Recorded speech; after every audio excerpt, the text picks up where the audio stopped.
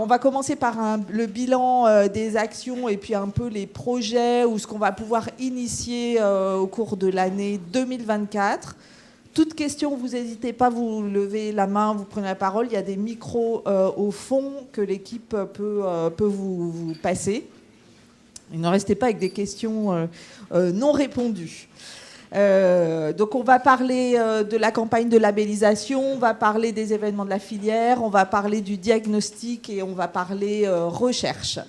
Alors tout ça, ça n'est pas possible sans une équipe dynamique et motivée. Et donc voilà, moi j'ai beaucoup de chance de travailler avec l'équipe d'Oscar et donc j'en profite pour les remercier ici. On n'entend pas ? C'est le micro qui ne marche pas ? Ok, il faut parler très près. Donc, vous m'entendez, monsieur ? Oui ? Oui, ok. Donc, cette équipe, j'en profite pour les remercier publiquement aujourd'hui de leur travail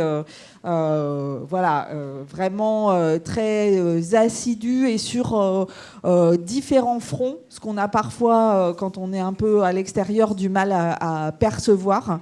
Et c'est un travail de coordination nationale, c'est-à-dire qu'ils font vraiment un travail qui est destiné à soutenir les activités de chacun et de tous sur nos sites, nos laboratoires ou avec les associations de patients. Donc, Elisabeth s'est présentée, voilà, qui anime la filière. Yaya Debza, qui est là-bas au fond, voilà, qui est chargée base de données et recherche.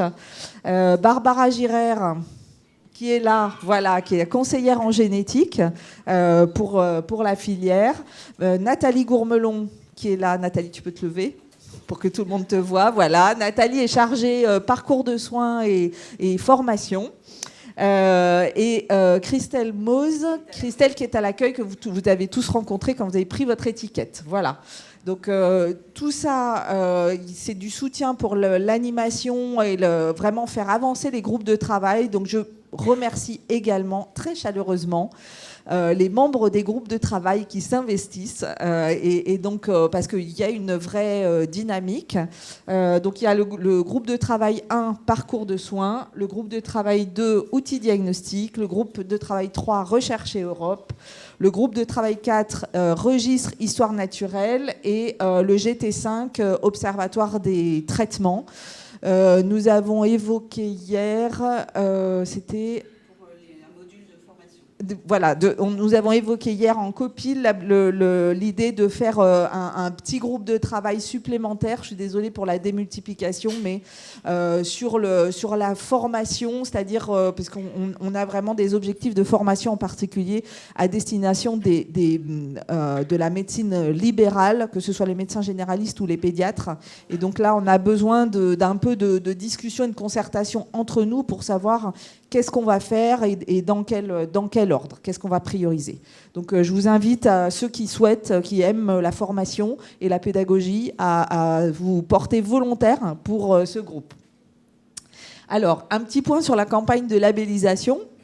Donc qui nous a tous bien occupés cette année et donc voilà et les équipes des centres de référence là ont été très actives en plus de l'équipe filière.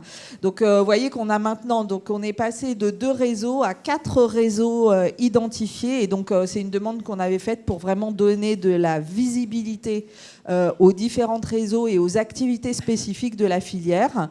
Et donc le réseau des maladies osseuses constitutionnelles, le réseau des syndromes des lèvres dans l'os non vasculaire, le réseau de la dysplasie fibreuse et le réseau des maladies du calcium, du phosphore et du magnésium. Et donc, vous voyez la couverture à peu près du territoire. On a encore un petit trou, je dirais, qui concerne tous les centres sur la partie centre-ouest, où on est un peu en déficit de candidats. Voilà, et donc Bordeaux a une grosse tâche à assurer sur le plan territorial. Donc on a maintenant 83 centres de soins qui sont labellisés dans la filière Et donc, on peut quand même penser qu'on est capable d'adresser les patients quand même pas trop loin de chez eux pour trouver des experts. Alors, notre réseau, notre filière a grossi pendant cette labellisation, un peu, je dirais, de façon tout à fait proportionnelle à ce qui a été observé pour l'ensemble des filières, des 23 filières. Et donc, on a gagné donc, 2 centres coordonnateurs, 4 centres constitutifs, 18 centres de compétences. Donc, c'est vraiment une augmentation qui a été attendue et nécessaire. Alors, sur ces cartes-là, donc il y a les cartes des différents réseaux. Elles seront sur le site dès que la labellisation est officielle. On attend, c'était la semaine dernière, enfin c'était même il y a longtemps, la semaine dernière, aujourd'hui. Bon, on attend toujours l'arrêté. Donc vous avez à gauche le centre des maladies osseuses constitutionnelles. Donc ça, ce sont les 2 centres qui existent, centres qui existaient déjà. Les maladies osseuses constitutionnelles, avec 2 nouveaux centres, un à Lyon, chez Massimiliano, et un à Montpellier-Marjolaine. Voilà. Le réseau calcium-phosphore, avec 2 nouveaux réseaux également, un à Caen, chez Arnaud Molin, et un à Nantes, avec Lucille Figueres. Les 2 nouveaux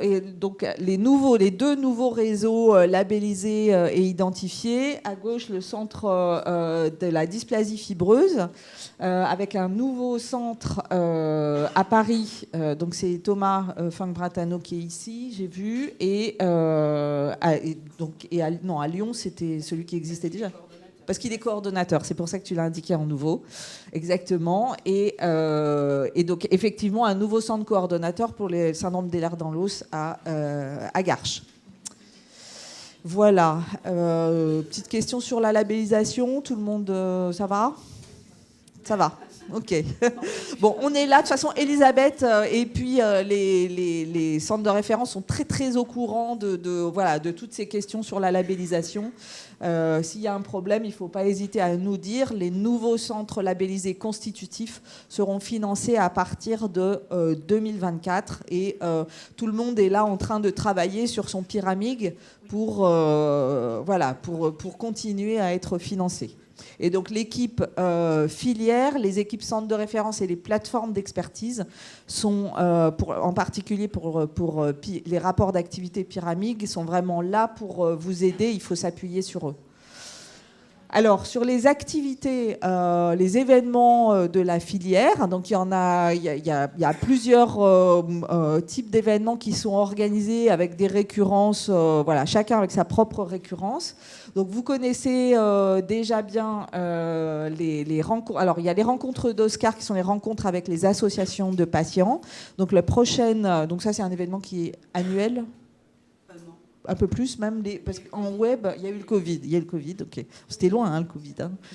Donc voilà, la rencontre en présentiel avec les associations, c'est le 20 novembre. Donc sur le sujet travail et handicap.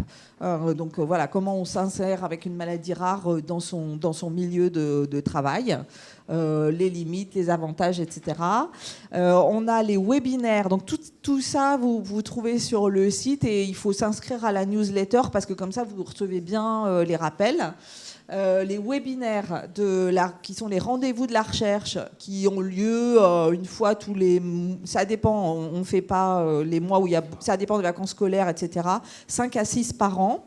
Et donc là, c'est en Zoom, c'est en fin d'après-midi le mardi. Et là, c'est vraiment de la recherche avec c'est du très bon niveau, mais c'est extrêmement intéressant et enrichissant pour nourrir la réflexion et le partage. Donc des sujets qui intéressent les 4 réseaux, puisqu'on a tous en commun quand même la minéralisation de l'os, la fonction musculaire, etc. Et donc, ce sont vraiment des sujets qui ont une transversalité. Juste pour vous rappeler qu'on a des outils qui sont à destination donc, des médecins et qui sont réalisés par les équipes pluridisciplinaires. Donc les protocoles nationaux de diagnostic et de soins, je ne vous rappelle pas ce que c'est des guidelines. On a des réactualisations qui sont en cours avec l'hypopara et l'ostéogenèse imparfaite. Et puis des nouveaux qui vont se décliner très prochainement. Il y en a qui sont vraiment en finalisation et qui seront prochainement publiés sur le site de la HAS. Pour vous rappeler aussi que ces PNDS, ou pour vous dire que ces PNDS vont pouvoir également être traduits en anglais et avec des publications dans des revues scientifiques qui viendront un petit peu plus tard. Et puis, on va décliner, on est en train de les faire, des petits flyers qui vont pouvoir être distribués au cours des consultations avec un petit QR code qui vous oriente vers le PNDS directement sur le site de l'HAS et qu'on pourra également transmettre aux associations puisque ça pourra être facilement distribué aux médecins. Sur les PNDS, donc là, je fais encore un appel à volontaires, c'est-à-dire que on va en parler, mais donc la filière, enfin la DGOS, et donc passe par la filière pour financer la production des PNDS, et donc ça, c'est des financements qui vont directement sur les sites qui hébergent le coordonnateur de ces PNDS. Donc moi, je vous encourage vraiment, quand vous avez des pathologies que vous voulez, dont vous voulez améliorer le diagnostic, le parcours de soins, à vous mobiliser, à créer un petit groupe pour travailler sur ces PNDS. Dans la continuité des PNDS, on a également les cartes d'urgence. Donc, des nouvelles ont été publiées et vous pouvez les retrouver. On les a apportées avec nous, Christelle. Elles sont à disposition auprès de Christelle. Il y en a 4 nouvelles qui viennent de sortir et elles sont évidemment disponibles sur le site pour les centres de référence. Et on a des nouvelles cartes qui sont en cours de travail, notamment les CED. Je crois, classique, et puis une autre avec le groupe de travail. Voilà, donc n'hésitez pas à revenir vers nous pour ces cartes d'urgence. On a également investigué la thématique de la transition, parce que ça, c'est une problématique qui est vraiment récurrente pour les 4 réseaux.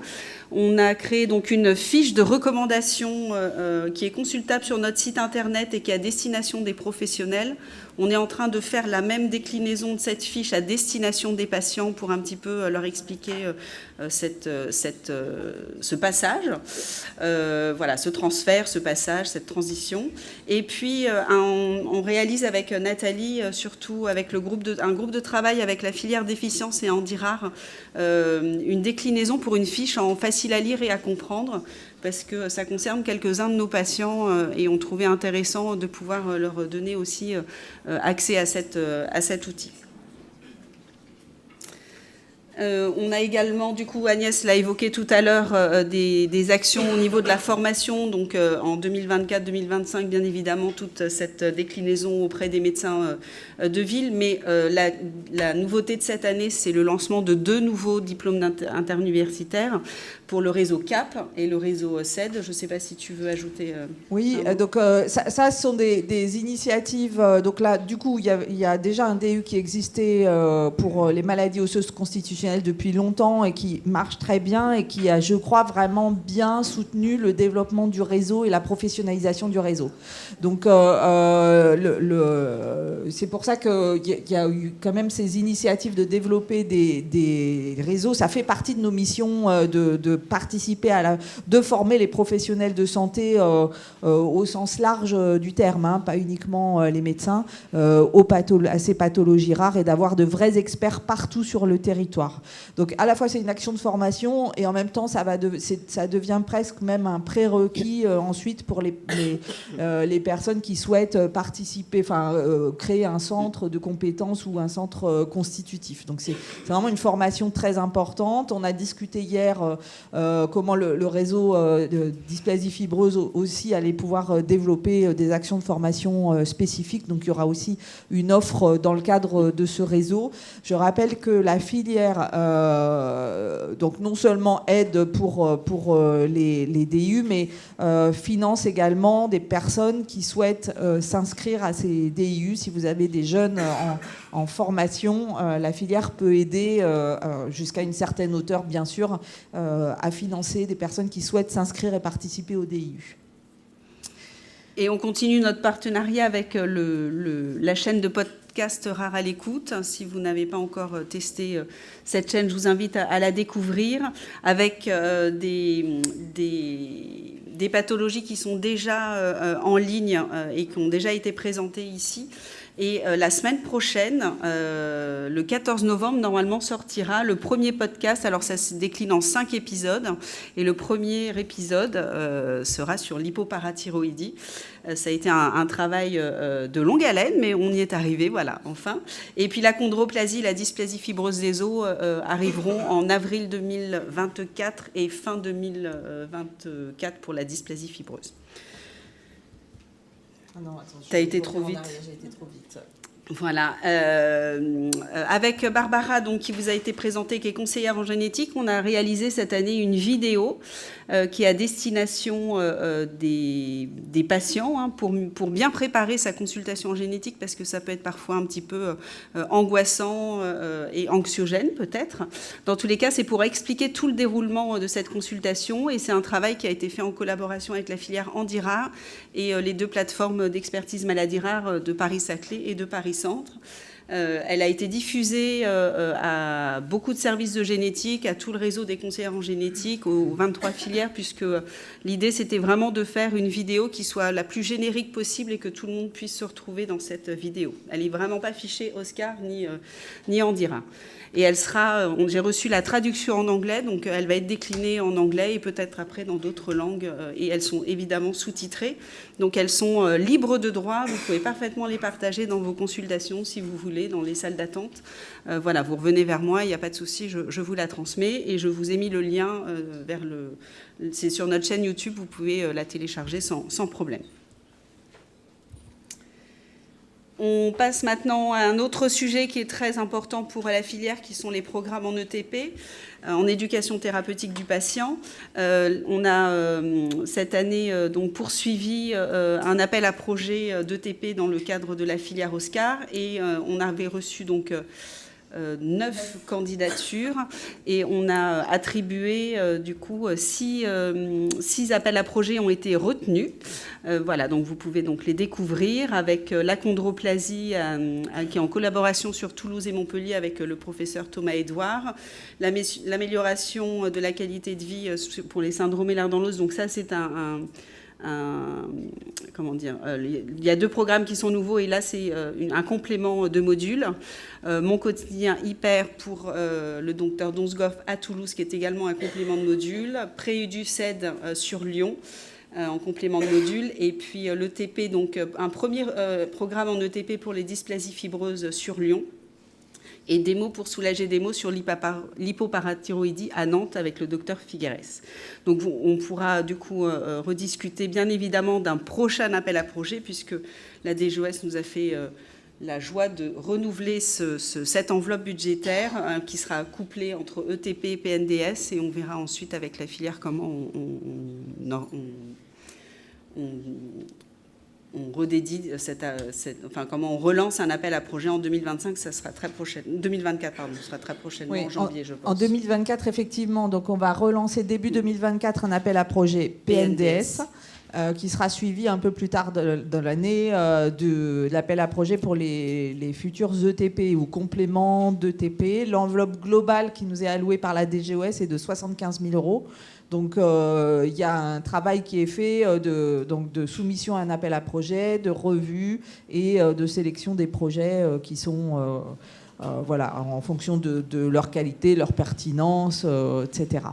Et pour vous aider, du coup, à continuer de monter ces projets au niveau des équipes soignantes, on va relancer cette année une formation en programme ETP et professionnels et associations, puisqu'on avait trouvé ça plutôt riche de sens. Voilà. Donc très prochainement, on est en train de choisir le prestataire pour vous proposer cette formation.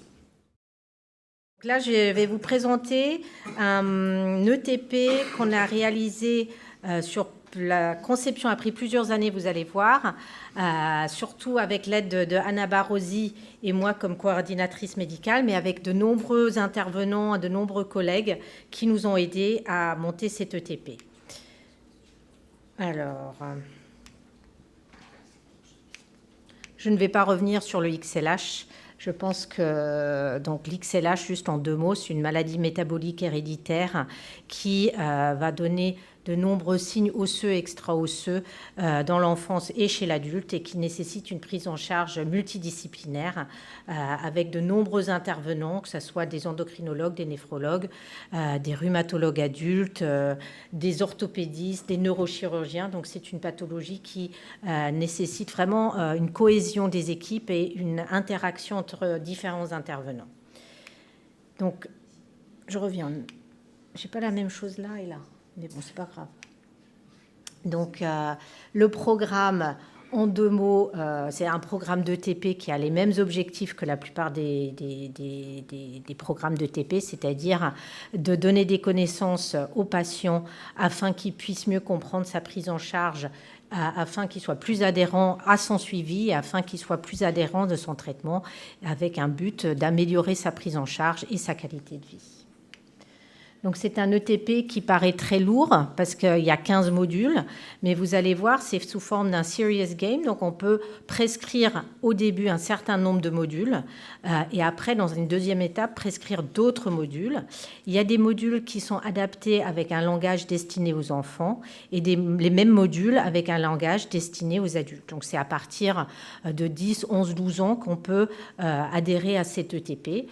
La particularité également, c'est qu'on a conçu cet ETP juste après et pendant le Covid. Et donc, on a imaginé quelque chose qui peut se faire à 100% en distanciel.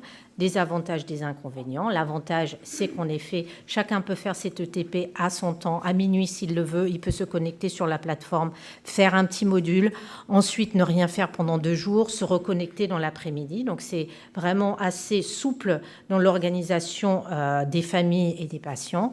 Le désavantage, c'est que les gens ne se rencontrent pas physiquement, mais sur la plateforme, lorsqu'il y a 2 patients qui sont connectés en même temps, ils peuvent chatter ensemble, c'est-à-dire ils peuvent interagir entre eux si, par hasard, ils se retrouvent au même moment, à minuit, sur la plateforme de l'ETP.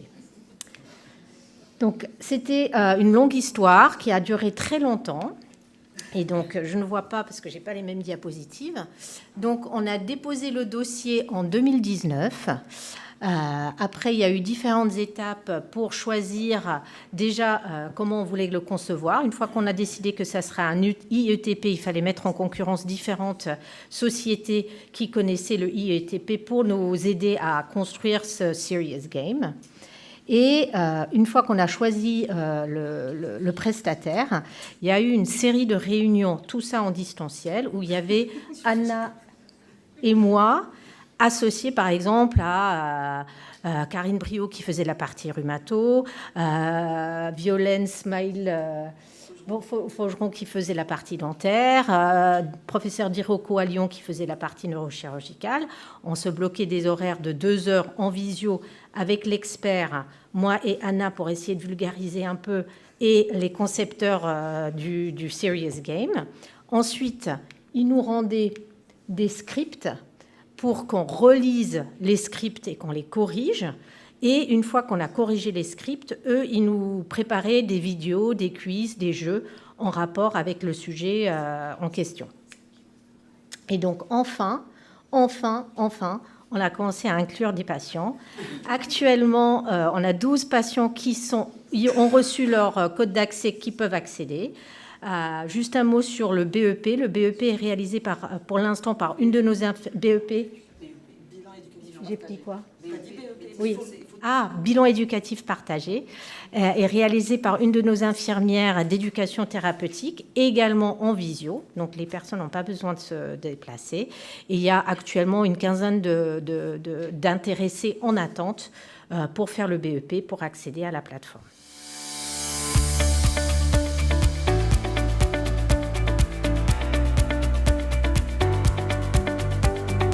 Bonjour, je m'appelle Axel. Bonjour, je suis H. Nous sommes le duo Axel H, et nous allons vous accompagner tout au long de votre parcours sur la plateforme Mon XLH. Sur Mon XLH, vous apprendrez tout ce qu'il faut savoir sur votre maladie, son origine, sa transmission, son diagnostic, son traitement, son suivi, avec des conseils pour préserver votre qualité de vie au quotidien. Nous vous présenterons toutes les spécialités médicales concernées par le XLH. Une équipe multidisciplinaire vous prendra en charge et vous rencontrerez de nombreux médecins spécialisés. Radiologues, dentistes, ORL, rhumatologues, neurochirurgiens, endocrinologues, diététiciens, etc. Avec Mon XLH, vous apprendrez à les connaître et à mieux cerner leur rôle et leur contribution dans votre prise en charge. N'hésitez pas à revoir les vidéos et présentations autant de fois que vous le souhaitez. Nous aurons aussi l'occasion de tester votre compréhension avec des quiz et mini-jeux. Enfin, les plus curieux d'entre vous pourront fouiller la médiathèque de la plateforme pour trouver des documentations plus précises ou détaillées liées au XLH. À bientôt sur Mon XLH.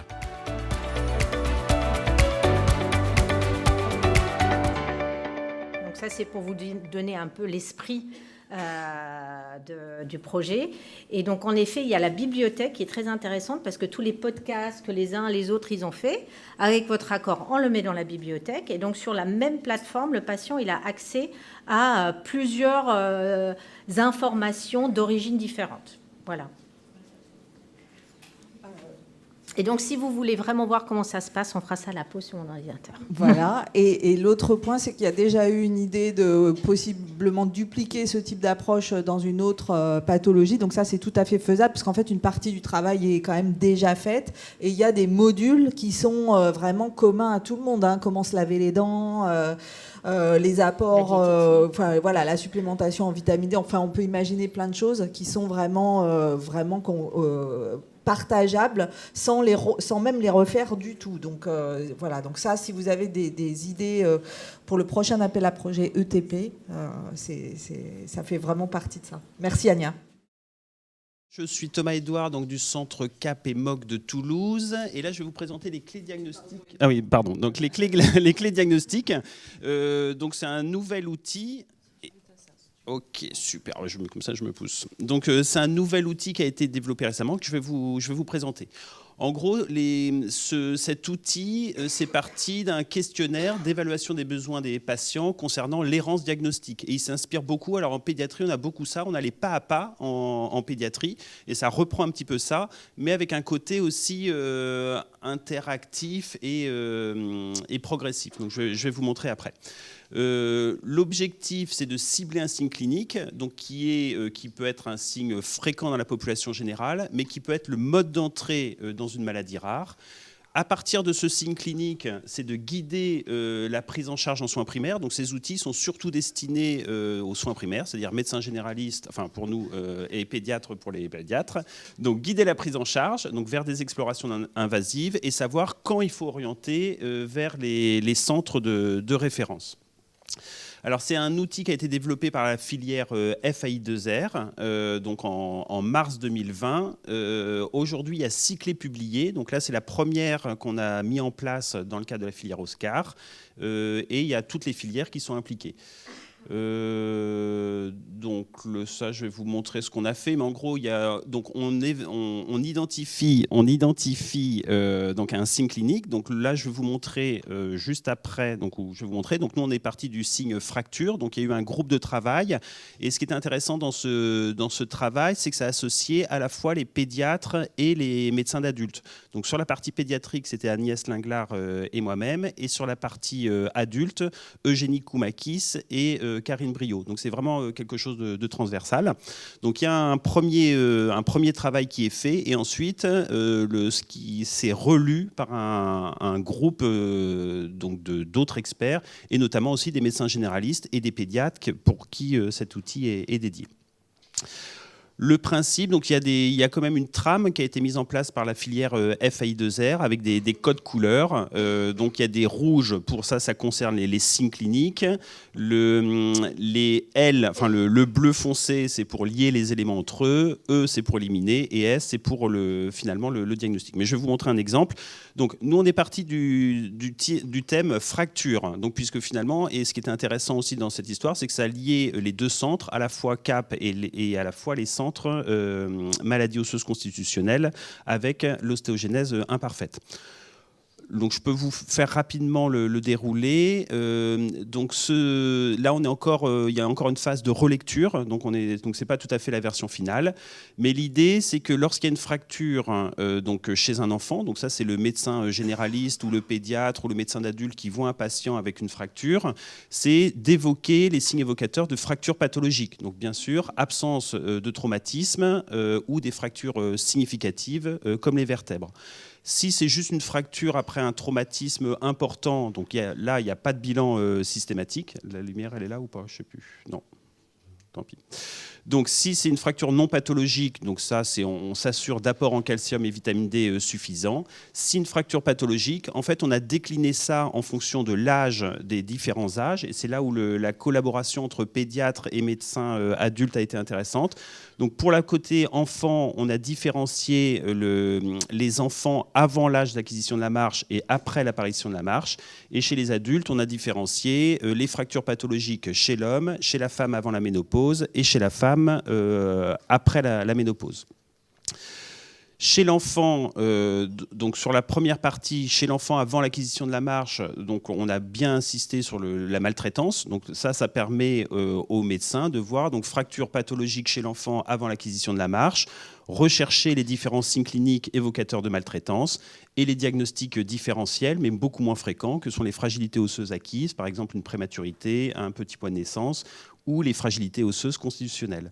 Sur ça, donc le médecin de l'enfant voit que devant une fracture chez l'enfant avant l'acquisition de la marche, dans tous les cas, il n'y a pas d'examen à faire. Il faut adresser dans un milieu hospitalier pour une évaluation, pour surtout éliminer une maltraitance. Ce qui est intéressant aussi avec ça, alors là c'est la version un petit peu statique, mais ça il faut le voir comme un logiciel, c'est-à-dire qu'on rentrera le fracture, on dira est-ce que c'est une fracture pathologique ou non, et après on a la possibilité de mettre des images. Donc si on évoque une maltraitance, donc ça sera voilà, en séquentiel, donc on peut mettre les images de fractures très évocatrices de maltraitance, donc ça vous savez, hein, les fractures en coin métaphysaire, les arcs postaux, les fractures spiroïdes. On peut mettre aussi des images des maladies génétiques rares, comme les signes d'ostéogenèse imparfaite. Donc il faut vraiment voir ça par rapport au pas à pas dont on a l'habitude en pédiatrie. C'est vraiment quelque chose d'interactif. Chez les enfants, après l'âge d'acquisition de la marche, donc on distingue, donc lorsqu'il y a une pathologie chronique connue, là c'est surtout l'avis du spécialiste de la pathologie. Et lorsqu'il y a des signes en faveur d'une fragilité osseuse constitutionnelle, c'est là où on va déterminer à quel examen on peut faire en première intention en ville ou à quel moment il faut adresser les patients vers les centres de référence CAP ou MOC. Alors ça, je ne sais pas s'il faut peut-être pas tout décrire. Non, on va pas tout décrire, mais en gros, s'il y a une fracture pathologique significative directement, par exemple une fracture des vertèbres en dehors d'un traumatisme, il faut mettre directement au centre de référence. Si c'est une première fracture d'un os long, il y a un bilan de débrouillage qui est fait par le médecin et c'est là où on détermine à quel moment il faut adresser vers les centres de référence. Pareil pour chez les adultes. Alors là, il n'y a pas d'adultes il n'y a pas Eugénie et Karine, je ne l'ai pas vu non plus. Mais donc c'est un petit peu le même raisonnement. Donc là, c'est chez l'homme. Donc on recherche tous les signes, tous les antécédents ou traitements inducteurs d'ostéopathie fragilisante. Les signes évocateurs de fragilité osseuse constitutionnelle. Et là, ça permet au médecin qui suit le patient de voir quel examen à faire en première intention en ville et à quel moment adresser soit vers les spécialistes des maladies osseuses, soit vers les centres de référence en cas de suspicion d'ostéogenèse imparfaite, par exemple. Et après, donc, il y a pareil chez la femme non ménopausée et la femme ménopausée. Après, ça, c'est en cours de finalisation. Donc là, on est pas mal quand même. Il y a eu les retours d'Eugénie hier soir à 22h. Donc il y aura probablement une relecture peut-être un petit petit peu élargi. Et après, il faut retourner vers la filière FAI2R parce que c'est eux qui ont fait ça.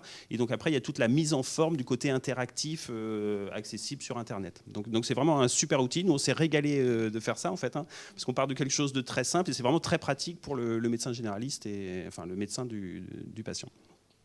Et après, il y a on peut décliner sur tout. Donc on avait pensé hyperlaxité articulaire. Enfin, on peut faire sur tous les thèmes. Donc, effectivement, on a démarré par celui-là parce que c'était vraiment un symptôme commun aux différents réseaux. Donc ça, c'était vraiment très sympa de travailler comme ça. Mais donc là, on souhaite vraiment élargir cette démarche à d'autres signes qui sont prédominants dans le réseau. Donc vous pouvez avoir des idées, revenir en particulier vers Nathalie qui est responsable de ce projet et qui a maintenant une bonne expérience, une bonne expertise sur la mise en place. Donc on peut imaginer ce qu'on veut, ça va de retard statural à déformation des membres inférieurs, à anomalie dentaire. Enfin, voilà, donc on peut vraiment, tout le monde, je pense, peut s'emparer de ce type d'outils. Voilà.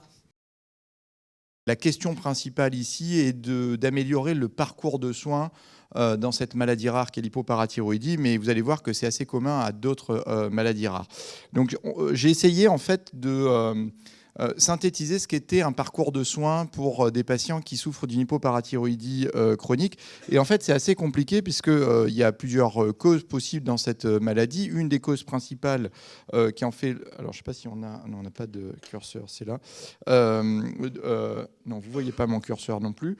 Bon, donc c'est la partie grisée ici, c'est les causes chirurgicales. Et donc, nous, toute l'idée dans ce parcours de soins, c'est de se dire, est-ce qu'on peut arriver à limiter le nombre de nouveaux cas ? Donc, c'est rare dans les maladies rares de pouvoir faire ça, mais dans l'hypoparathyroïdie, on doit pouvoir diminuer le nombre de nouveaux cas, donc faire de la prévention primaire.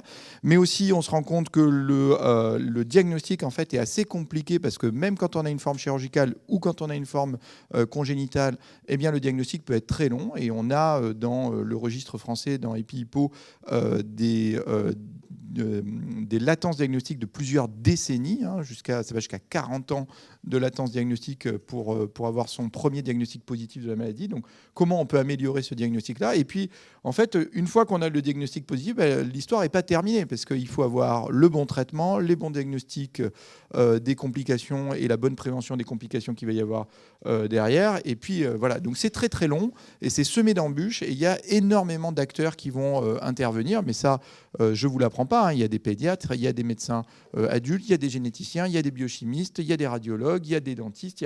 Voilà. Donc il y a énormément d'intervenants qui rend ça extrêmement compliqué et pour les patients et pour les soignants. Donc comment on peut arriver à faire quelque chose qui va être beaucoup plus simple ? Donc on s'est réunis et on a essayé de faire des constats. Et d'abord de faire des constats du côté soignant et des constats du côté patient.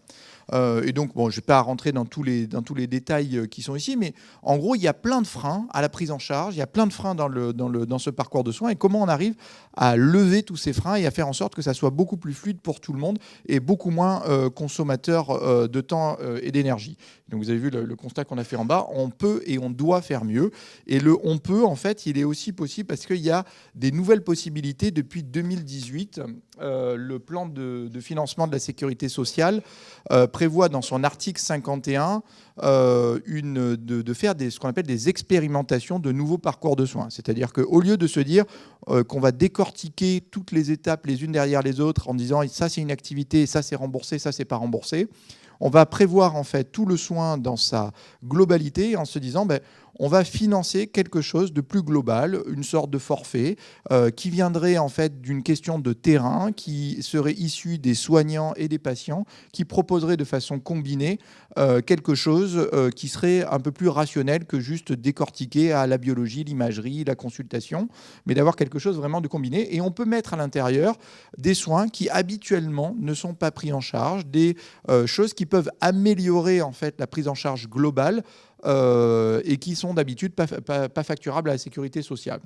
Donc nous, on a commencé début 2022 à réfléchir à ça avec Nathalie, puis on a commencé à aller voir toutes les parties prenantes, dont la filière Oscar qui nous a soutenus dès le début, mais aussi d'aller voir les sociétés savantes parce que, je vous disais, ça concerne les chirurgiens, ça concerne les généticiens, ça concerne les pédiatres, les adultes, etc. Donc ça concerne énormément de monde et l'idée, c'est d'embarquer un maximum de gens en même temps dans ce projet. Et puis on a dit, on va faire ensemble des groupes de travail et on va travailler ensemble pour construire ensemble quel serait le parcours de soins idéal. Donc bon, je ne rentre pas dans les détails, mais on a eu énormément de réunions, ça a été pas mal de travail, beaucoup de synthèses pour essayer de comprendre ce qui se passait en ville, comment on pouvait améliorer les choses en ville, comment on pouvait améliorer les choses à l'hôpital. On a créé plein de groupes. Je vous mets en bas donc toutes les instances qui ont participé. Et puis on est arrivé en fait à 3 grands axes principaux qui nous semblaient importants d'améliorer. 1, la prévention primaire, comment on peut diminuer le nombre de cas. Petit 2, comment on peut accélérer le diagnostic à la fois positif de la maladie et étiologique, notamment génétique. Et 3, comment on pouvait diminuer en fait les complications qu'il y a derrière, donc comment on pouvait faire de la prévention secondaire.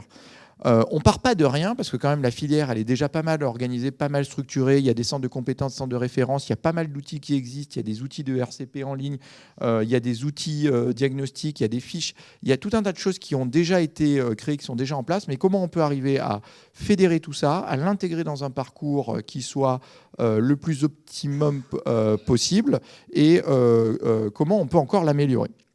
Donc je vais rentrer peut-être un peu plus dans les détails, mais l'idée est d'avoir notamment une systématisation de réunions de concertation pluridisciplinaire lorsqu'on est dans des cas qui vont être des cas compliqués. Comment on va systématiser l'information qui va être délivrée auprès des patients et auprès des professionnels. Donc l'idée, c'est d'avoir une plateforme en ligne qui puisse permettre de faire tout ça. Pour la chirurgie, par exemple, on sait qu'il y a plus de risques d'hypoparathyroïdie lorsque les chirurgiens sont moins expérimentés.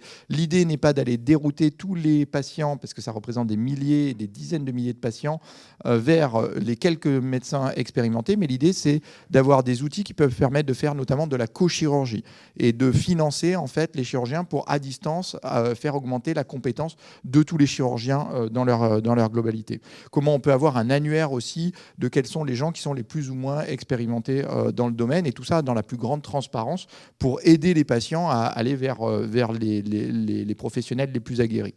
Dans la partie diagnostic, comment on peut avoir un soutien de coordination à aider à avoir les outils. On voit bien que la génétique, c'est des outils qu'on a la chance d'avoir en France et qui sont des outils hyper performants. En revanche, quand on n'a pas l'habitude de faire des prélèvements génétiques, de recevoir les familles, il y a besoin d'avoir une coordination, un accompagnement à tout ça, ce que prévoit déjà la filière. Mais comment on peut systématiser ça et se dire que demain, il va y avoir des milliers de patients qui vont en avoir besoin, il va y avoir besoin de beaucoup plus de coordination encore dans tout ça. Et puis après, il faut suivre les examens qu'il va y avoir derrière sur le diagnostic, ce qui peut paraître un peu lourd parfois pour un médecin qui peut être un médecin généraliste en ville. Donc ça, je passe. Et après, il y a le suivi. Un patient avec une hypoparathyroïdie, il a besoin de beaucoup de biologie sanguine, urinaire, des examens d'imagerie, des consultations spécialisées, ce qui fait que c'est un fardeau en fait qui est extrêmement lourd et pour les patients et pour les médecins à organiser.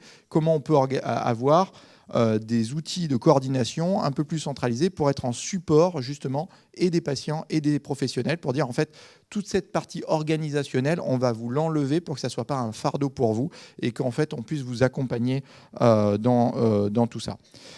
Donc ça c'est la synthèse, mais en gros l'idée c'est que ça soit organisé avec des réunions de concertation pluridisciplinaire qui sont en amont des étapes clés de tout ça, que ça soit avant des chirurgies à risque, que ça soit au moment du diagnostic ou que ça soit dans le suivi, pour orienter vers les traitements les plus adaptés. Il y a des traitements qui vont arriver. Il y en a qui sont hors AMM, il y a des utilisations qui sont un peu plus compliquées, notamment avec des pompes qui sont détournées de leur utilisation habituelle pour certaines formes particulières. Comment on peut encadrer ça, l'accompagner et faire en sorte que ça ne soit pas un problème sur le remboursement. Et donc pour tout ça, on a besoin d'aller chercher du financement pour des choses particulières, notamment faire en sorte que nos collègues du libéral, lorsqu'ils vont venir présenter dans une réunion de concertation pluridisciplinaire, ça ne soit pas pour eux considéré comme du temps perdu d'activités qu'ils ne vont pas avoir. Donc comment on peut trouver un financement spécifique pour ça. comment on va financer les personnels qui vont organiser la coordination, que ce soit du secrétariat, du temps infirmier ou du temps médical, du temps d'assistante sociale pour accompagner aussi au retour à l'emploi, et comment on va financer aussi toute cette plateforme-là. Donc tout ça, ça a été quand même beaucoup de travail qu'on a fait pour se dire tout ça, ça vient du terrain, des besoins qu'on a sur le terrain. Et là, maintenant, on en est à la phase où on envoie la lettre d'intention au ministère avec toutes les idées qui ont été là-dedans. Et si on passe l'étape de la lettre d'intention, après, on va rentrer dans la phase de budgétisation, exactement combien on va aller chercher pour tout ça. Et donc ça, j'ai mis toutes les personnes qui ont participé donc à tous ces ateliers de travail. Il y en a certains d'entre vous dans la salle. Et on vous tiendra au courant de comment ça avance. Mais on va croiser les doigts et je vous engage à croiser les doigts avec nous. Merci. Merci.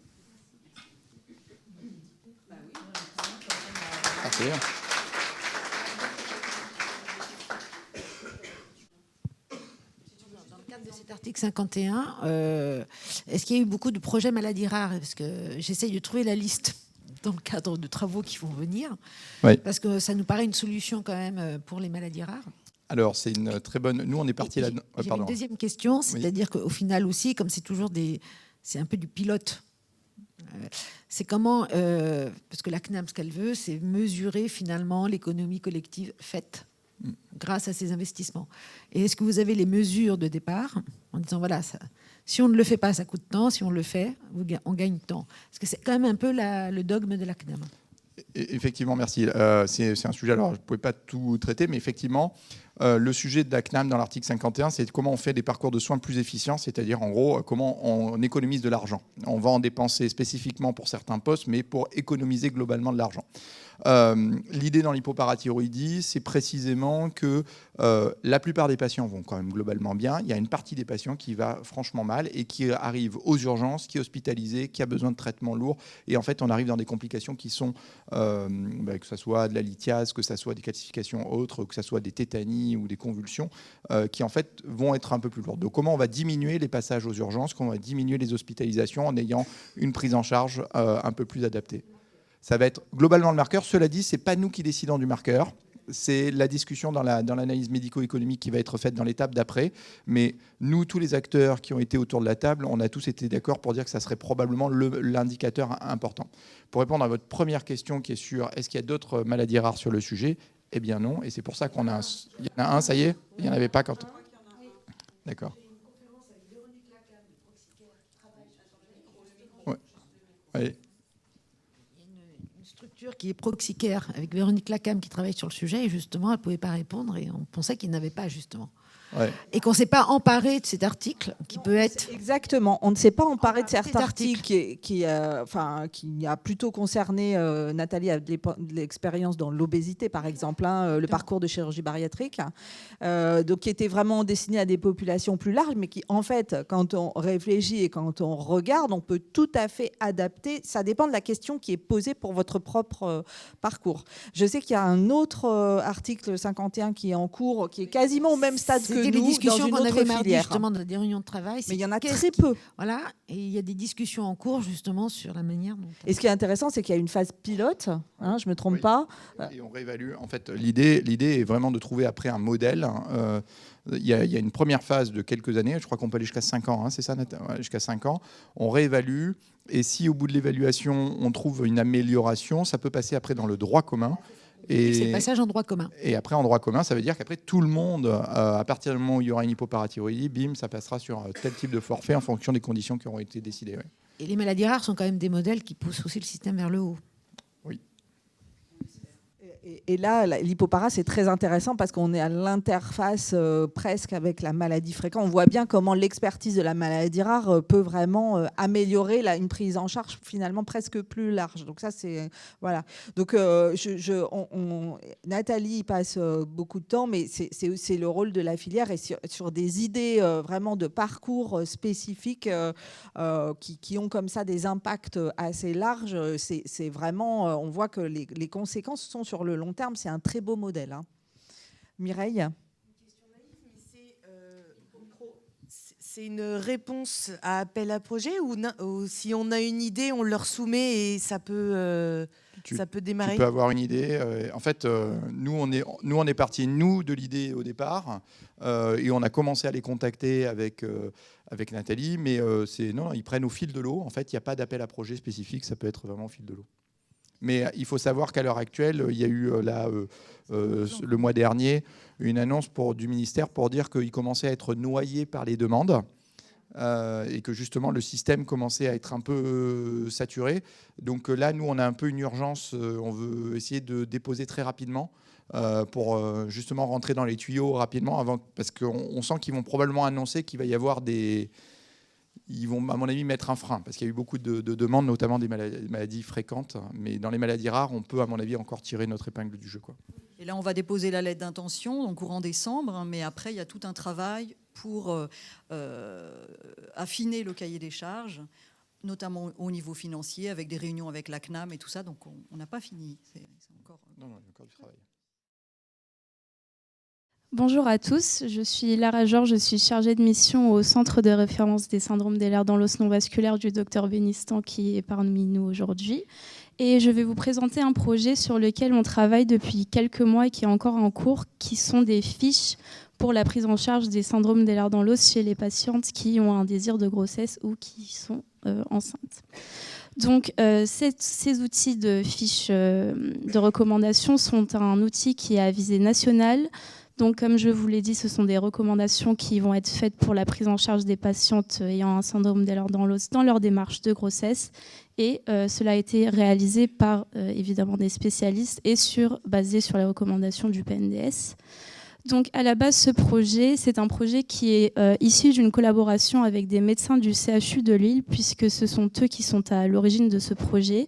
Donc des gynécologues obstétriciens, anesthésistes et généticiens de la maternité Jeanne de Flandre et du CHU de Lille qui ont demandé la collaboration de spécialistes, notamment des syndromes des lèvres dans l'os, donc qui ont une expertise en SED vasculaire, notamment le professeur Tristan Miro et le docteur Michael Franck, et une expertise SED non vasculaire du docteur Karel Bénistan et du docteur Fabrice Gilas, et du professeur Alexandra Benaki, qui travaille également pas mal sur les syndromes des lèvres dans l'os. Et donc, ces fiches sont des fiches qui sont à destination des médecins, et pour l'instant, elles traitent 4 sous-types de syndrome des lèvres dans l'os, et il y a une fiche qui est faite pour chacun de ces sous-types, donc une fiche pour le SED hypermobile, une fiche pour le SED classique, une fiche pour le SED sylphoscoliotique et une fiche pour le SED vasculaire, puisque ce sont les sous-types qui sont le plus fréquemment rencontrés par les médecins dans leur pratique concernant les SED. Et donc, cela permettra aussi une collaboration interfilière entre la filière Oscar et la filière FAV Multi, puisque ces fiches traitent également des SED vasculaires. Donc, ces 4 fiches ces 4 fiches pour les 4 sous-types de SED que je viens de vous présenter sont toutes les 4 sous le même format et sont composées de 5 parties. Donc une première partie qui est sur la définition et la classification, donc pour rappeler un peu la classification des syndromes des lèvres dans l'os et les critères diagnostiques pour chacun des sous-types concernés par le protocole. Ensuite, une première partie pour la prise en charge préconceptionnelle, donc tout ce qui est consultation préconceptionnelle, évaluation de la fertilité, les examens complémentaires et les risques. Ensuite, une partie sur la prise en charge pendant la grossesse, donc tout ce qui est diagnostic prénatal, le suivi échographique et le suivi en consultation, les consultations d'anesthésie et les gestes à effectuer en cours de grossesse, la prise en charge pour l'accouchement, donc la prise en charge obstétricale et la prise en charge anesthésique, et également la prise en charge dans le postpartum, donc les risques après le partum, la surveillance, l'allaitement, la prévention, la contraception et le suivi du nouveau-né, mais aussi la rééducation des patientes. Donc, ce travail a commencé il y a quelques mois et il est encore en cours. Donc, voici les étapes à venir pour la finalisation et la diffusion. Donc, les fiches ont été rédigées. Maintenant, elles sont en cours de relecture par les médecins de nos centres constitutifs et des centres de compétences SED non vasculaires. Il y a aussi une relecture qui va être faite par le groupe de travail parcours de soins de la filière Oscar. Ensuite, une fois que les relectures auront été faites, les fiches vont être formatées en format fiche repère par la filière. Et ensuite, éventuellement, une relecture par les associations de malades avant sa diffusion. Et les modes de diffusion seront notamment le site de la filière, les maternités, les associations de patients, mais aussi d'autres modes de diffusion qui sont encore peut-être à discuter. Et donc, ces fiches ont différents enjeux, notamment insister sur l'importance de génotyper le type de SED pour faciliter et aider le travail des obstétriciennes et anesthésistes, puisque selon le sous-type de SED qui se présente à ces médecins, la prise en charge n'est pas la même et donc il est important d'avoir un diagnostic confirmé pour pouvoir prendre en charge de la façon la plus adéquate ces patientes. Ces recommandations seront donc un outil important pour aider à mieux appréhender les malades, mais aussi pour aider à harmoniser les recommandations qui peuvent exister. Donc on remercie toutes les personnes qui participent à ce projet et également la filière, les personnes qui vont relire, qui vont relire, oui. Et merci à tous pour votre attention. Est-ce qu'il y a des questions ?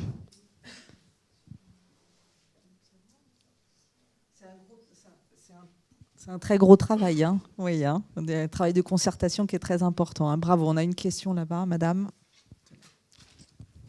Oui, bonjour, Delphine Follet, présidente de l'association CEDIN+. Je suis ravie de découvrir ce projet parce qu'effectivement, c'est quelque chose de très intéressant pour les patients. On avait travaillé avec le CHU de Toulouse sur un document à destination des patientes, par contre. Donc, bien évidemment, on est à votre disposition si vous souhaitez des liens avec les associations sur ce type de projet. Merci beaucoup. Merci à vous. Je pense que c'était prévu qu'on vous le transmette une fois que toutes les relectures ont été finies aussi pour avoir votre avis et votre feedback sur ces fiches. Donc, on reviendra vers vous et merci. Merci et bonjour à tous.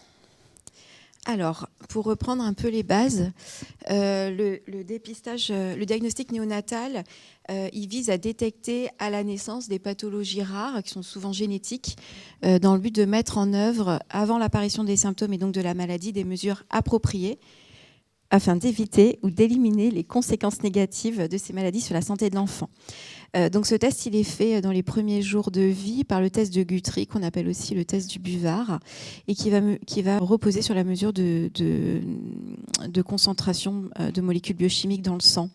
Donc en France, le début, ça a été en 1972 avec le dépistage de la phénylcétonurie, où en fait le principe était tout simplement d'aller mesurer la phénylalanine dans le sang, et donc un taux élevé allait poser le diagnostic de cette pathologie. Et un régime adapté sera proposé à ces nouveau-nés. En 1978, on a eu le dépistage de l'hypothyroïdie, la drépanocytose en 85, en 95, l'hyperplasie congénitale des surrénales, la muco en 2002, et il y a 8 autres pathologies qui sont arrivées récemment dans ce diagnostic néonatal.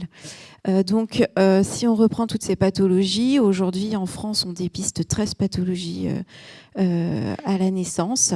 Et vous voyez que par rapport à nos voisins européens, on est quand même pas mal en retard, avec l'Italie qui dépiste 40 pathologies, l'Espagne qui est à plus de 30 maintenant, l'Allemagne 19, etc. Et quand on regarde dans le monde, on a aussi du retard, avec plus de 50 pathologies aux États-Unis, plus de 30 en Australie. Alors pourquoi on a ce retard ? En France, on a beaucoup de critères, comme tout le temps. Et donc, il y a eu ces critères de Wilson en 1970. Et donc, pour qu'une pathologie soit diagnostiquée à la naissance, il faut que ça réponde à l'ensemble de ces critères. Donc, il faut que la pathologie soit un problème de santé publique, qui ait un traitement efficace démontré. Le mot est important, avec des bénéfices directs pour l'enfant. Il faut qu'il y ait les moyens appropriés du diagnostic et de traitement pour la pathologie. Il faut pouvoir la diagnostiquer à un stade présymptomatique. Confirmation du dépistage par des méthodes de certitude. Il faut bien sûr que le test soit acceptable par la population et efficace. Il faut bien connaître l'histoire naturelle de la maladie.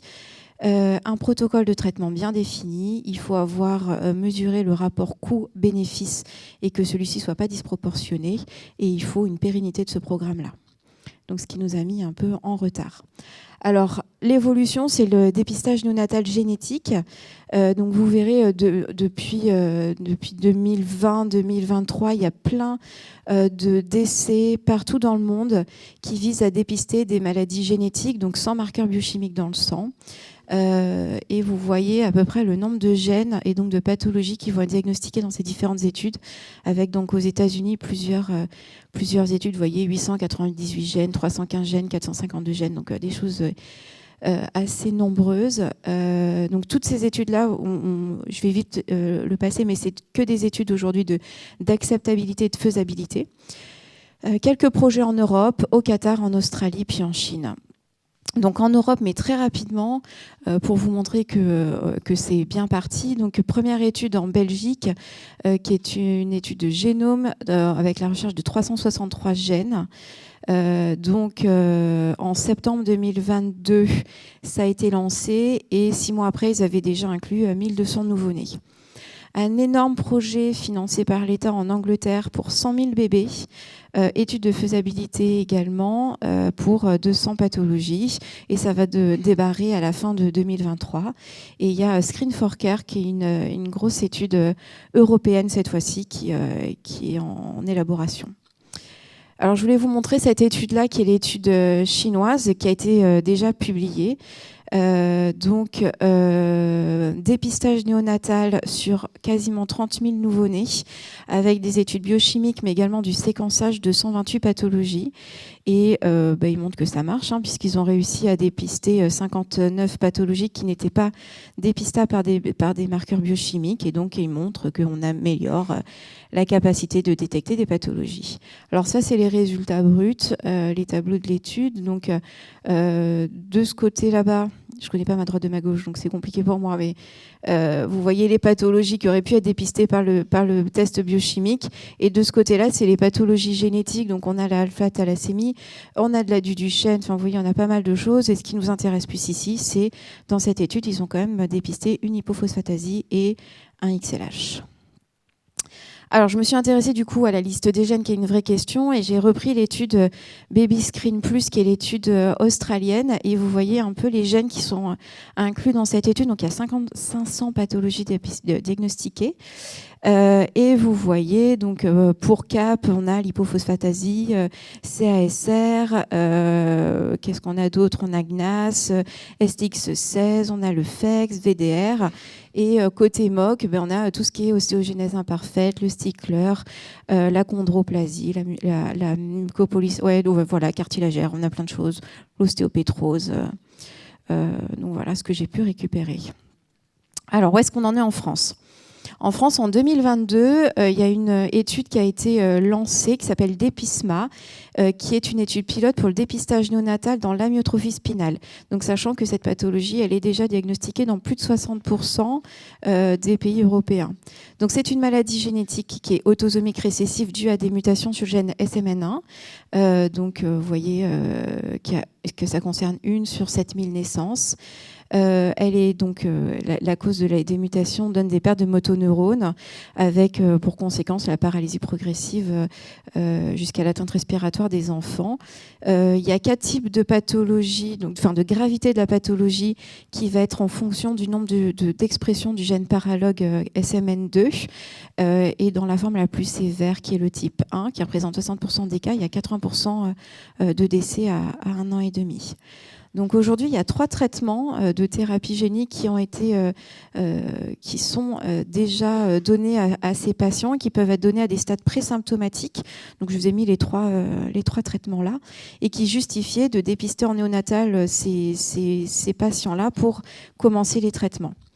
Donc cette étude pilote, il y a 2 investigateurs principaux. Donc il y a le professeur Vincent Logel à Strasbourg pour la région Grand Est et le professeur Didier Lacombe en Nouvelle-Aquitaine à Bordeaux.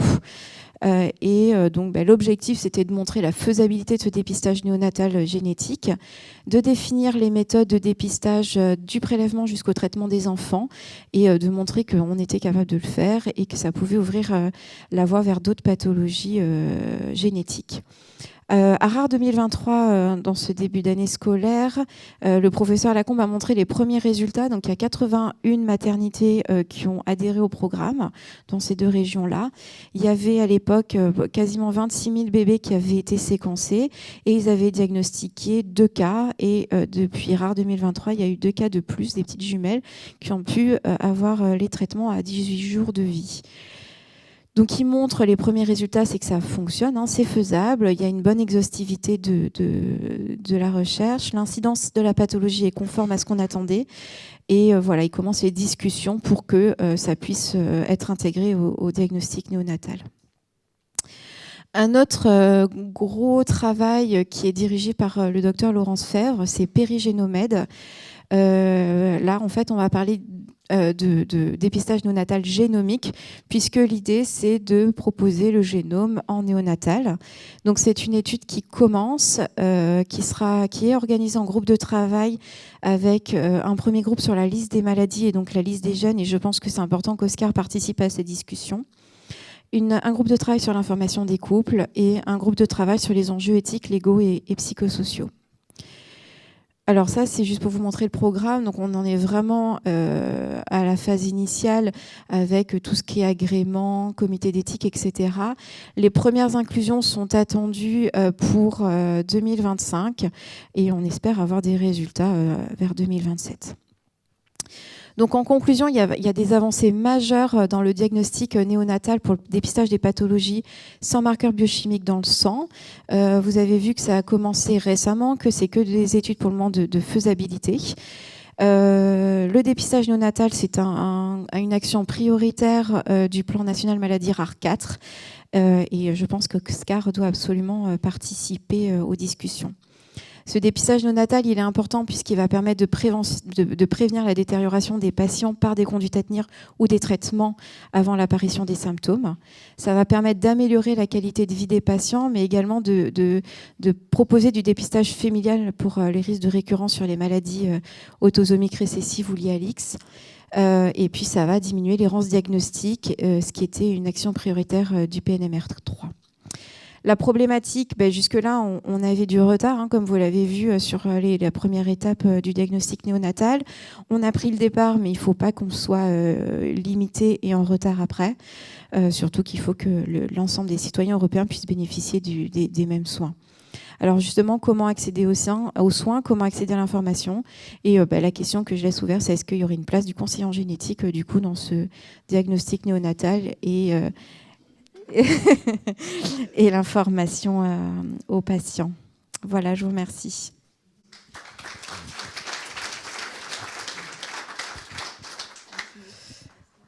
Jean-Philippe, une question. Merci beaucoup, Barbara. C'est vraiment fascinant de voir que ça avance enfin. Moi, j'ai une question vraiment très organisationnelle. Hier, on discutait pas mal de la place de la génétique et du temps que ça prenait pour les généticiens de rendre des résultats et à quel point c'était lourd, les variants de signification indéterminés. Là, maintenant, on passe à une échelle qui est très, très différente de celle qu'on connaît, nous, à l'heure actuelle. Des dizaines de milliers, voire des centaines de milliers d'enfants qui vont être screenés génétiquement. J'imagine que ça doit faire un nombre de variants de signification indéterminés monumental. La lecture, le rendu, comment ça se passe? Parce que je n'ose pas imaginer ce que ça représente. C'est une grosse discussion, justement, les VUS. Et l'idée, c'est surtout, dans un premier temps, de ne pas les rendre, puisque ce n'est pas une perte de chance pour les enfants, puisque de base, ils n'auraient pas eu ce génome. Donc, ils vont retomber dans ce qui est actuellement, en fait, avec une errance diagnostique et un dépistage plus tardivement. Donc, au début, ce n'est pas de VUS, rendus, et que des mutations, des classes 4 et des classes 5. Après, la question du nombre, ça va être c'est quelque chose d'énorme, on est d'accord. Après, finalement, quand on réfléchit, ça va être un gros travail au départ. Mais je pense que tout le monde aura un génome bientôt dès qu'on va avoir la moindre petite chose. Et donc, finalement, on aura déjà tout notre génome de base dans lequel on pourra repartir. Donc oui, il y aura beaucoup, beaucoup de travail. Et c'est des discussions, hein, le côté économique, personnel. Justement, ça rentre dans ces discussions de faisabilité. Comment proposer ça à tout le monde sans être submergé par le travail. C'est vraiment toute l'importance de ces études de faisabilité. Valérie Cormier, il y a juste une première discussion au départ, c'est de l'éligibilité des maladies qui doivent bénéficier d'un dépistage néonatal. Et là, je pense qu'on doit vraiment être impliqué. Tout à fait, c'est cette liste de gènes. Ouais. Et je pense que c'est le préalable nécessaire. De la même façon qu'on a fait des RCP d'inclusion pour le plan France Métiers Génomiques, il faut vraiment qu'il y ait une réflexion au départ. Sur la liste, tout à fait. Le groupe de travail va... Vraiment impératif. Hein. C'est impératif. Et dans les différentes études mondiales, on a plusieurs listes de gènes, avec une première liste de gènes avec les maladies dites traitables, comme la phénylcétonurie, etc. Et après, plus les maladies actionnables, où on va pouvoir avoir un effet... Pour avoir rapidement vu ce qu'il y avait pour MOC, si tu veux, pseudo-achondroplasie, dépistage néonatal, ça n'a aucun sens. Hein. Donc il faut vraiment être prudent dans ce qu'on va choisir. Tout à fait. Il faut revenir à la au diagnostic. Tout à fait. Mais voilà, après, là c'était vraiment pour vous montrer ce qui était fait dans le monde sur les gènes impliqués dans les MOC et CAP. Hein. C'était, je pense, l'intérêt de cette journée aussi. Bonjour, Julien Vangis, Bordeaux. Justement, pour répondre aux deux commentaires, c'était plus un commentaire, mais non seulement par rapport aux maladies actionnables ou dépistables et aux moyens humains, il y a une autre question que là on n'a pas abordée, mais qui est cruciale.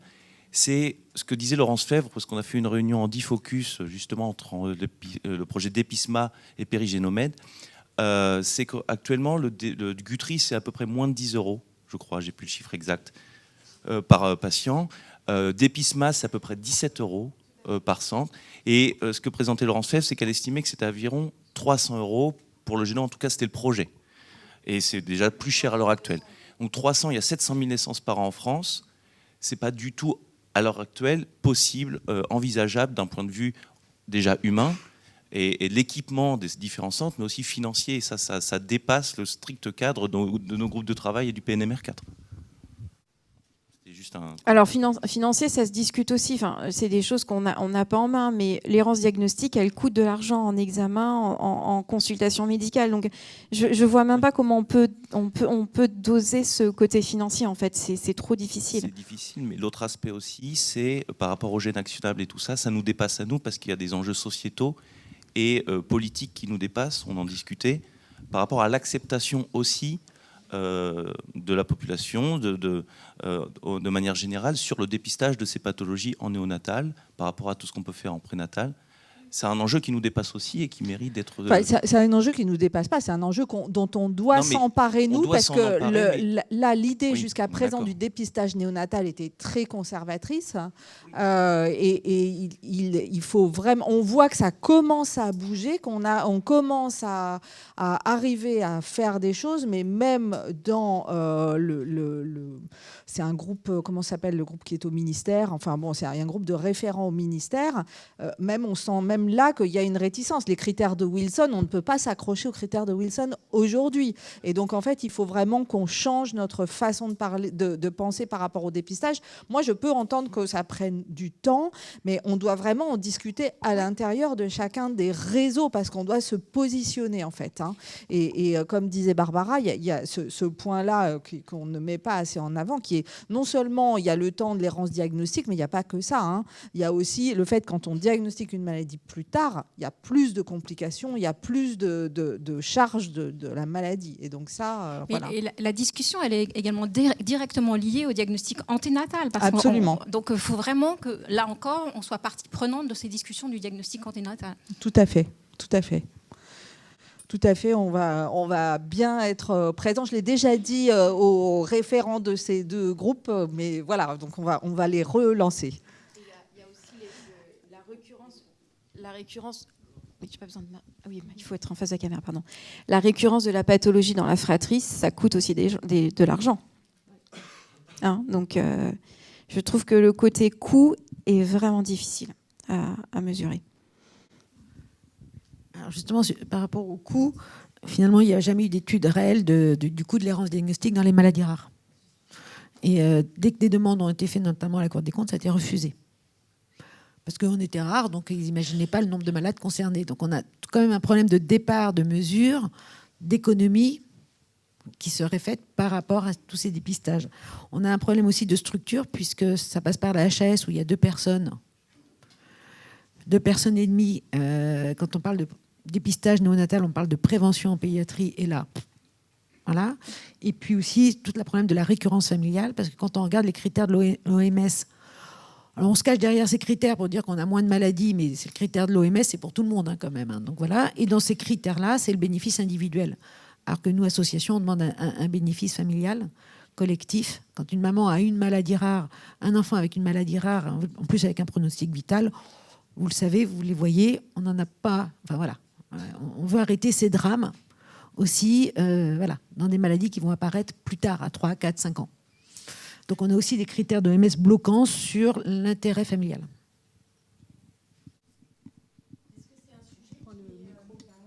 Est-ce que c'est un sujet qui est discuté au sein d'un des groupes de travail actuellement?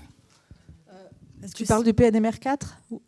Il y a un groupe... Du groupe de travail au sein de la filière? Non, je pense qu'il doit y avoir une discussion par réseau. Moi, je pense vraiment, parce que la connaissance des maladies, elle est à l'intérieur du réseau. Après, quand on arrive à l'échelle nationale et qu'il y a le travail interfilière ou de s'accrocher, enfin d'être présent dans les projets comme Périgénomède, là, c'est la filière qui apporte, voilà. Mais je crois qu'il faut qu'il y ait vraiment une réflexion par réseau sur effectivement la place du prénatal. Dans certains réseaux est beaucoup plus prégnante que dans d'autres. Et ensuite, quelles sont les maladies actionnables, enfin on peut utiliser le terme qu'on veut, mais dont on pense qu'elles seraient vraiment de bonnes cibles pour le dépistage néonatal. Et on a parlé de dépistage moléculaire, mais il y a d'autres, enfin je veux dire, on peut utiliser aussi d'autres marqueurs ou biomarqueurs pour le dépistage. On peut évoquer d'autres choses. Il y a une Corinne au fond. Je vais juste faire un petit commentaire. On parlait de liste de variants. Je pense qu'il faut être beaucoup plus fin que ça. Il faut parler de liste de gènes. J'ai même fait un lapsus. C'est pas une liste de gènes, c'est une liste de variants. Parce que même au sein d'un gène, ça va être très compliqué. Il faut vraiment être sûr de ce qu'on rend, surtout en dépistage. Parce qu'il y a plein de pathologies que je pourrais citer où on sait qu'il faudrait, c'est très intéressant au dépistage néonatal de le diagnostiquer, mais on sait qu'il y a aussi des variants qui sont pathogènes et d'autres, on ne sait pas trop quoi en faire. Donc vraiment, c'est des listes de variants. Mais en fait, pour répondre à ta question, moi je crois vraiment que, et dans le PNMR4, mais même là, il faut qu'on réfléchisse à cette question aussi de l'interprétation des variants de signification inconnue dans les gènes, la relation avec le phénotype et sur la place des études fonctionnelles. Donc ça, c'est un gros chantier, mais... finalement, si on se lance dans le dépistage néonatal, on ne va pas s'arrêter aux variants qu'on connaît déjà. Parce que l'intérêt, c'est aussi de dépister des gens qui pourraient bénéficier. Donc, c'est 2 discussions qui vont forcément en parallèle. Oui, je voudrais juste signaler. Vous pouvez vous présenter et parler plus fort. Ah, pardon. Je suis Mélanie Fradin, je travaille à Rennes. Je travaille aussi dans les maladies neuromusculaires. Et en travaillant sur le poste d'EPISMA, j'ai appris que les budgets alloués au dépistage néonatal tenaient pas compte, par exemple, des consultations de génétique qui vont découler de ce dépistage. C'est-à-dire que le budget, il va jusqu'au dépistage. Une fois que le dépistage est fait, ça s'arrête là. Et du coup, je voulais juste avertir tous ceux d'entre vous qui seront peut-être amenés à travailler sur ces différents groupe de travail XY pour les futurs dépistages, de bien insister sur le travail que ça va engendrer pour les médecins, généticiens et les conseillers en génétique peut-être aussi, qui jusqu'ici ne sont pas défendus en fait par les personnes qui vont défendre le dépistage néonatal, qui ont défendu les précédentes indications en tout cas. Oui, on est tout à fait d'accord. Dans Périgénomède, je crois qu'il y a une dimension vraiment... non, et Valérie, pas tout à fait. Tu sais pas. Il me semble que cette dimension-là est plus présente. Je ne connais pas d'EPISMA, donc je ne peux pas me prononcer. Mais il y a une réflexion beaucoup plus large sur les impacts, effectivement, du dépistage. Mais bon, je vous rejoins, c'est quelque chose qui doit être vraiment pris en compte.